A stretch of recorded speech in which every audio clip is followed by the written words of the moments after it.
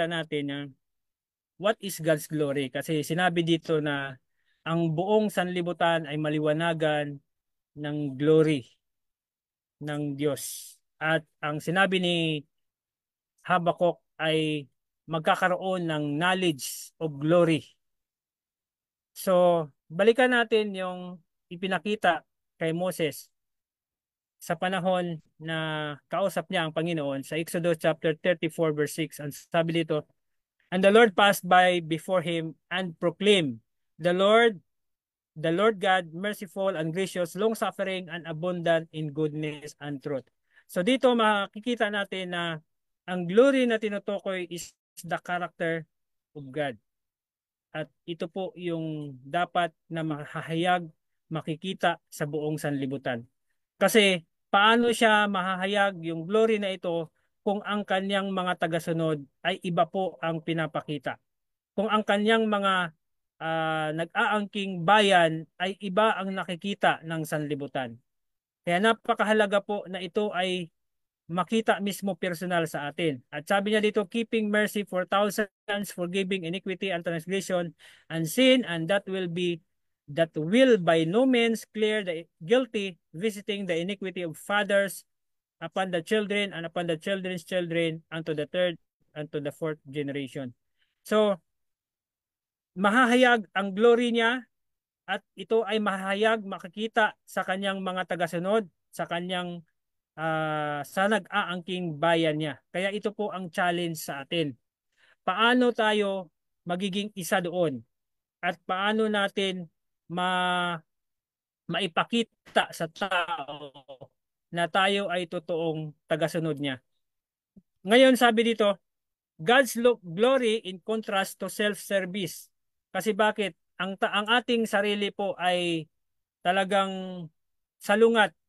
Kasi pag tayo ay pinagbigyan, ang nais natin ay gusto nating makilala. Gusto nating mapupunta lagi sa atin ang papuri. 'Di ba? Madalas sa mga tao pag mayroong mga nagagawang kabutihan o anumang mga bagay, madalas ay tinatanggap nila yung papuri na narapat para sa Panginoon. At 'yun ang nakakalungkot. Sa ganung bagay ay parang tinutularan natin ang nangyari sa uh, nagre-rebelde po sa langit, which is si Satan. Kasi ganun po ang naging nangyari sa kanya habang kanyang tinatanggap na ang papuri na narapat para sa Diyos ay unti-unti niyang tinatanggap ito. At sa atin, kung magpapatuloy tayo sa ganung kalagayan, ay pwede rin po tayong mabagsak sa ating kalagayan. Kaya dito sabi sa Psalms 96 verse 7, "Give unto the Lord, O ye kindreds of the people, give unto the Lord glory and strength, and give unto the Lord the glory due unto his name, bring an offering and come into his courts, O worship the Lord in the beauty of holiness, fear before him all the earth." So dapat maihahayag natin, maipapakita o maibibigay dapat natin ang papuri, ang glory na narapat lamang sa ating Diyos. At kung yung glory na yan ay nahayag sa atin, ibig sabihin, isa po tayo sa ginamit, isa po tayo sa nagiging tagasunod ng ating Panginoon. So sabi nito, the children of God are called to be representative of Christ, showing forth the goodness and mercy of the Lord. Kahit mahirap, kahit hindi natin laging ginagawa, pero dahil ito ang dapat na magiging karakteristik natin, dapat ipakita natin ang kabutihan at ang kaawaan na nagmumula po sa Panginoon na siyang unang nagpadama po sa atin ito. Kaya kung yun ay nadama natin personally, mayroon din po tayong ma-share. Mayroon din po tayong maibigay. Mayroon din pong mahayag sa ating sarili na dahil mayroon po tayong natanggap na mula po sa Diyos. Ngayon, sabi dito sa Step to Christ 115, as Jesus has revealed to us the true character of the Father, so we are to reveal Christ to a world that does not know His tender, pitying love. As thou hast sent me into the world, sabi po dito ni Jesus Christ, even so I also sent them into the world. I in them and thou in me. So kung paano ang ating Panginoong Kristo ay naging liwanag sa sanlibutan, yung kanyang mga susuguin at mga sinugo, ay ganun din dapat ang magiging gawain na magiging liwanag sa sanlibutan. And that the world may know that thou hast sent me. So the Apostle Paul says to the disciples of Jesus, ye are manifestly declared to be the epistles of Christ, known and read of all men. Biruin mo, tayo pala ay magiging sulat ng Panginoon na pinapadala sa tao, na dapat malaman ng tao na yung kanyang sulat na ito ay ang pag-ibig niya na gustong ipadama doon sa mga tao na nais niyang abutin. Kaya lang kung tayo ay ibang karakteristik ang ating ipinakita doon sa mga tao na hindi pa nakatanggap o hindi pa nahayagan ng pag-ibig ng Diyos, paano tayo magiging epektibong tagasunod niya? At sabi dito, ano ang ating magiging challenge ngayon? Kasi sinasabi ng Panginoon sa atin na dapat tayo ay magiging sulat na ipinapadala doon sa sanlibutan. Ang challenge natin ngayon ay kung paano natin ito magagawa. Sabi dito, in every one of his children, sa Step to Christ pa rin, page 115, paragraph 1, in every one of his children, Jesus sends a letter to the world. If you are Christ's follower, He sends in you a letter to the family, the village, the street where you live. So ikaw pala ang pinakasulat ng Diyos para ipadala sa iyong pamilya, saan mang lugar na ikaw nandun, o saan man ikaw ay nabubuhay. So ibig sabihin, ikaw mismo ang magiging sulat ng Panginoon para ihayag sa nasa paligid mo ang sulat na ito para sa kanila. Sabi dito, Jesus dwelling in you desires to speak to the hearts of those who are not acquainted with Him. Kaya paano natin sila maaakay kung tayo mismo ay iba ang karakter na nakikita po nila? So, paano nila maunawaan na itong sulat na ito ay galing sa Diyos kung tayo mismo ay iba ang pinapakita sa nasa paligid po natin? Kaya napakahalaga po.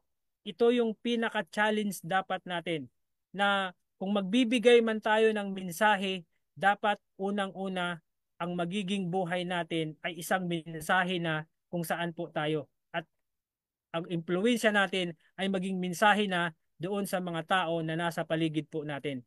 So, sabi dito sa ating pagpapatuloy, perhaps they do not read the Bible or do not hear the voice that speaks to them in its pages. They do not see the love of God through His works. But if you are a true representative of Jesus, it may be that through you, they will lead to understand something of His goodness and be won to love and serve Him. Kaya dapat po, sa kabila ng ating mga kahinaan, dapat po kung tayo man ay nais na tagasunod ng Panginoon, isuko po natin lahat upang ang lahat ng mayroon nating kahinaan ay hindi po makikita, at ang makikita dito ay ang mismong ugali at karakter ng ating Panginoon Kristo. Kaya kahit hindi man nila alam ang salita ng Diyos, dahil hindi sila nagbabasa, pero dahil nakita nila sa atin yung bunga at yung ugali na mayroong tulad ng ating Panginoon, so mamahalin nila at magkakaroon sila ng katanungan na alamin ang Biblia, sapagkat nakita nila sa buhay natin na sinasabuhay natin ang ating mga nalalaman. Sa ating pagpapatuloy, sabi dito, Christians are set as light bearers on the way to heaven, and they are to reflect to the world the light shining upon them from Christ. So their life and character should be such that through them, others will get a right conception of Christ and of His service. Kaya napakahalaga po na tayo mismo, nag-aangking bayan niya, kilala natin ng lubos ang ating Panginoon kasi baka mamaya kinilala lang natin siya pero iba pala ang ating pinapakita o iba ang buhay na nakikita nila sa atin.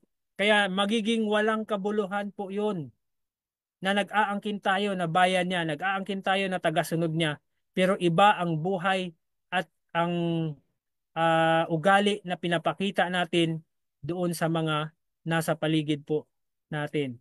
Kaya hindi po madali ang challenges na ito. Ang challenge na nais ng Diyos na gusto po niya na dapat po nating bigyan ng malalim na impresyon. Ngayon sa ating pagpapatuloy, the question of most vital importance for this time is who is on the Lord's side? Sino ba ang nasa panig ng Diyos? Who will unite with the angel in giving the message of truth to the world? And who will receive the light that is to fill the whole earth with its glory? So sino yung mga gagamitin niya na magdadala o makakatanggap ng liwanag para pupuno sa kaluwalhatian dito sa sanlibutan ito?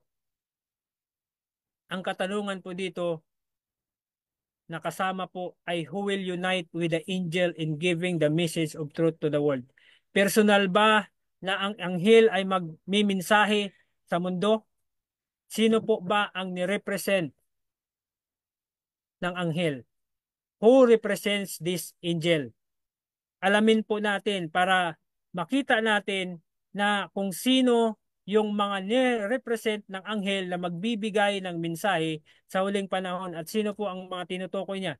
Sabi sa Review and Herald, August 18, 1885, paragraph 4, you must remember that this angel represents the people that have this message to give to the world. So hindi po physical, hindi po personal na pupunta ang anghel para ibigay ang mensahe, bagamat ang mga anghel ay tutulong po para kilusin ang mga nirepresent niya na mga tao para ibigay po ang mensaheng ito. So, ang nais ng Diyos ay magiging kasama tayo, maging kabahagi tayo sa mga anghel na ito o sa mga tao na ito na may dalang mensahe para ibigay sa mundo. So, kung ngayon, kung ito ang ating magiging layunin, hindi po natin tinitingnan na kung ano tayo sa ating sarili, kundi dapat nakatuon tayo sa mensahe, sa bigat ng mensahe na nais ng Diyos na iparating sa buong sanlibutan. Ngayon, sabi niya sa Revelation 22 verse 16, at saan makikita natin ang mga anghel na ito? I Jesus have sent mine angel to testify unto you these things in the churches. I am the root and the offspring of David and the bright and morning stars. And the Spirit and the bride say, come, and let him that heareth say, come, and let him that is athirst come, and whosoever will, let him take the water and life freely. Kaya kung ang iglesyang ito, makikita natin yung mga tao na may dalang mensahe at ang nais ng Diyos, pag nakita natin itong mga taong ito, nais ng Diyos na magsama-sama, lumapit tayo upang matanggap din naman natin at magiging kaisa tayo doon sa gawain na nais ng Diyos na matapos dito po sa sanlibutan. Sa ating pagpapatuloy, sabi sa Hosea, sow to yourselves in righteousness, reap in mercy, break up your fallow ground, for it is time to seek the Lord till he come and rain righteousness upon you. Ye have plowed wickedness, ye have reaped iniquity, and ye have eaten the fruit of lies. Kung hindi pa po natin ito, o kung natanggap na natin ito, nangyari na sa buhay natin ito, dapat na po tayong magising. Kasi minsan sa sarili natin, lagi tayong tumitingin na ako ang tama, ito ang tama, kasi ito yung aking nalaman. Lagi nating binibigay sa sarili nating kakayahan ang lahat ng bagay. Pero sabi dito ng Panginoon, because thou did trust in thy way in the multitude of thy mighty men.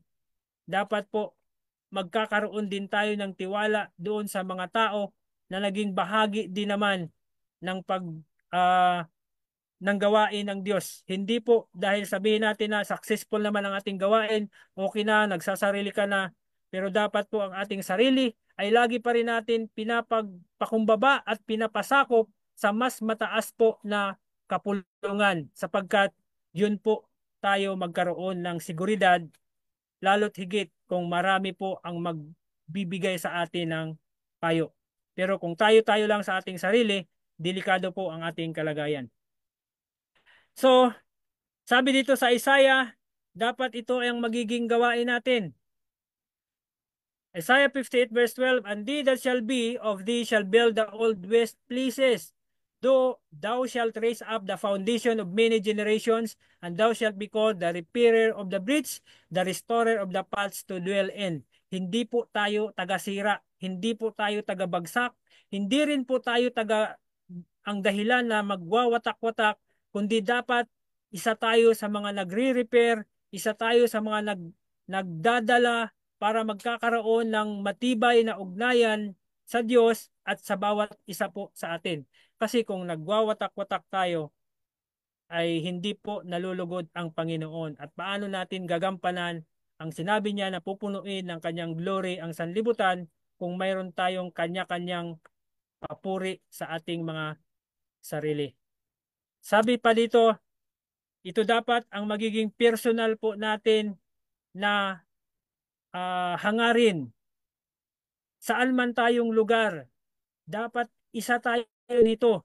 Sabi sa Isaiah 60 verse 1, arise and shine, for thy light is come, and the glory of the Lord is risen upon thee. For behold, the darkness shall cover the earth, and gross darkness the people, but the Lord shall rise upon thee, and His glory shall be seen upon thee. Kaya kung yung glory na yan makikita na sa iyo, ibig sabihin isa ka na sa nagiging liwanag sa sanlibutan. At yun po ang challenge. Huwag po sana na nag-aangkin tayo na tagasunod ng Panginoon pero kadiliman ang nakikita po sa atin. At kasalungat ng ugali natin ang nakikita, kasalungat ng ugali ng ating Panginoon ang nakikita po sa atin. So sana ito ay magiging ating hangarin or ito yung magiging personal natin na dalangin na sa bawat lugar saan man tayo naroon ay isa tayo dito. At huwag nating kaligtaan na makikipag-ugnayan sa bawat isa upang ang liwanag na ito ay mas lumiwanag pa ng husto. Ngayon, sa ating pagpapatuloy, katulad po ng binasa natin kanina na bilang pangbungad, sabi ito, for the earth shall be filled with the knowledge of the glory of the Lord as the waters covers the sea. So nawa, ang bawat isa sa atin ay magiging isa sa mga liwanag. Kung paano ang ating Panginoon ay liwanag, dapat tayo na tagasunod ay maging liwanag din naman. So iwasan po natin ang mga bagay na magdadala po sa atin na hindi tayo kilalanin ng Diyos. Kundi dapat sikapin natin na ang bawat ginagawa natin ay naaayon po sa kalooban ng Diyos, lalo't higit sa huling gawain. Kasi yung karakteristik kanina na magbibigay po ng mensahe, mayroon po silang pangalan ng Ama sa kanilang foreheads. At the Father's names represent His character. And His character ay makikita natin na He is merciful, long-suffering, at puno siya ng pag-ibig. At yun yung challenge na gusto ng Diyos na makamit po natin.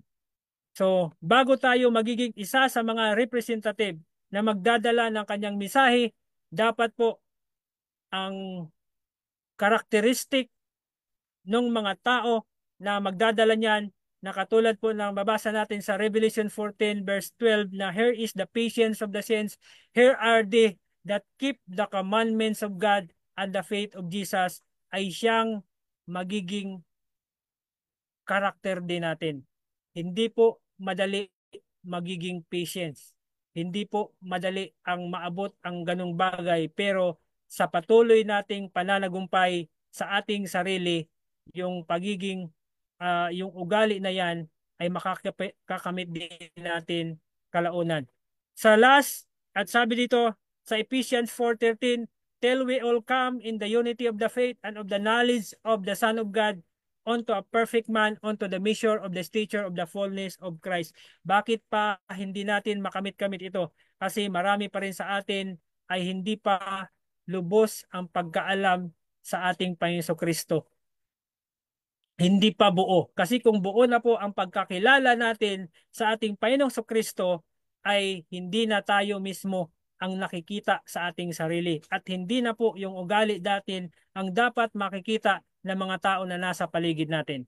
So sana po, tanggapin natin ito bilang challenge na sa hangarin ng Panginoon na magkaisa ang bayan niya sa huling panahon para sa huling gawain upang matupad po ang prophecy na the earth will fill His glory. Ay dapat isa tayo sa hahakbang upang sikapin natin na natanggapin at isuko ang ating sarili at babangon tayo na magliliwanag na tulad po ng sinabi ng Panginoon na mahayag sa atin ang glory niya. Maraming salamat po sa pakikinig at dito po tayo magtatapos sa ating pag-aaral at nawa po ay ito nakapagdala sa atin ng mahalagang pagpapala at nais po ng Panginoon na habang tayo nasa sanlibutan, sikapin po natin na i-represent siya sa tunay na pagre-representa sa Kanya sa pamagitan po ng pagkahayag ng ugali niya para sa atin. At yun po ang inaantay natin, inaantay ng Panginoon sa atin na pag nag-represent na natin ang Kanyang ugali, ay darating siya para kuhain tayo, para kilalanin tayo na Kanyang mga anak. Maraming salamat po at pagpalain po tayo ng lahat and happy Sabbath po sa atin lahat.